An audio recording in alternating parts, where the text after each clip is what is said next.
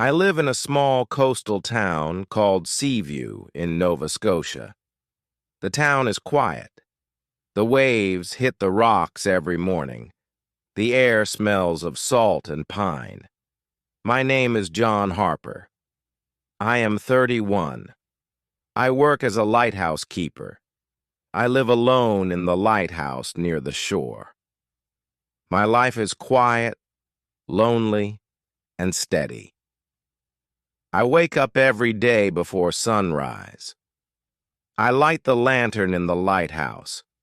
I check the coast for ships. I make sure everyone is safe. It is a good job, but it can be lonely. Sometimes I feel like the sea is the only friend I have. One morning, the sky was pink and orange. I finished my breakfast and stepped outside. I felt the sun warm my face. The waves crashed below. The seagulls cried above. I noticed a woman standing on the dock. She was staring at the horizon. She looked lost. Her hair was dark brown, tangled by the wind. She wore a faded green coat and carried a small leather bag. I walked down the steps to the dock. "Good morning," I said. She turned quickly. Her eyes were wide, almost afraid. "Oh, hello," she said. "I didn't see anyone here." "I work here," I said. "I keep the lighthouse. My name is John." She smiled faintly. "I'm Clara," she said. I just arrived." She looked tired. Her coat was wet from the morning mist. Her hands trembled slightly. I felt a strange pull toward her.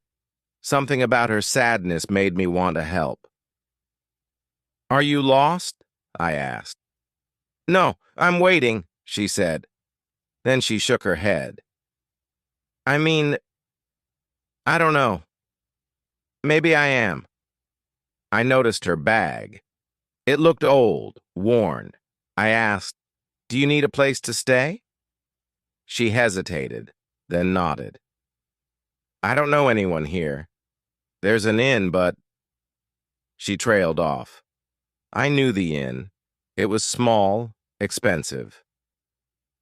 "You can stay with me tonight," I said. "The lighthouse has a spare room."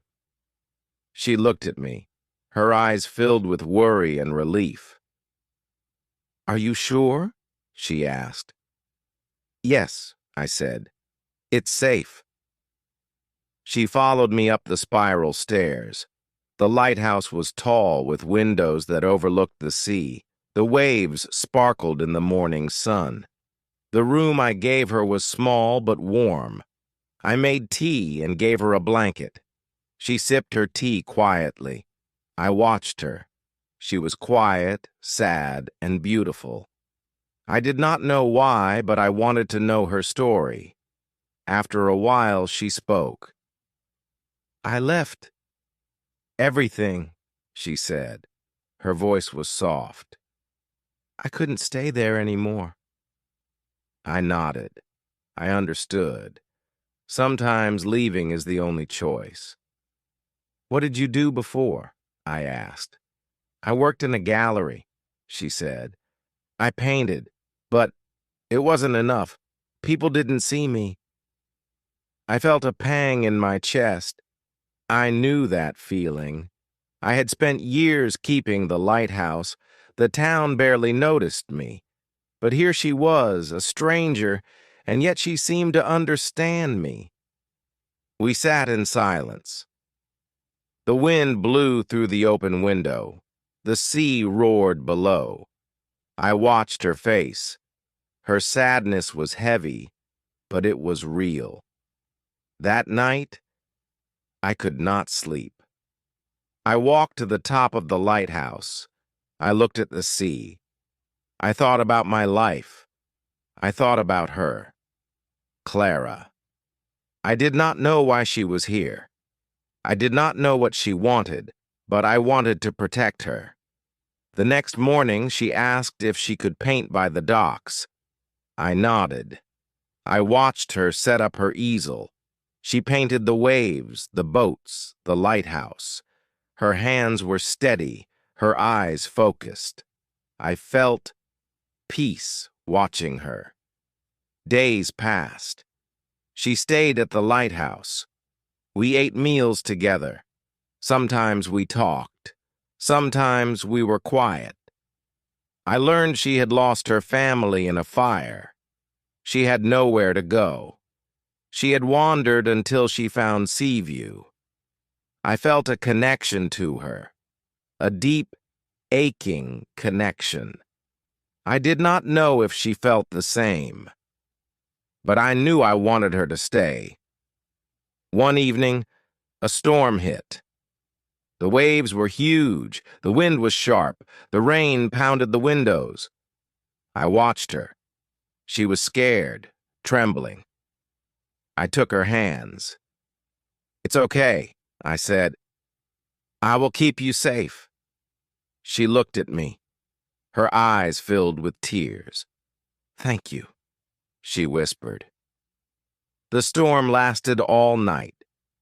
I stayed by her side. When the morning came, the sky was calm. The sea was blue again. Clara looked at me and smiled faintly. That day I realized something. Life is heavy. Life is full of sadness. But sometimes, people appear when you need them most.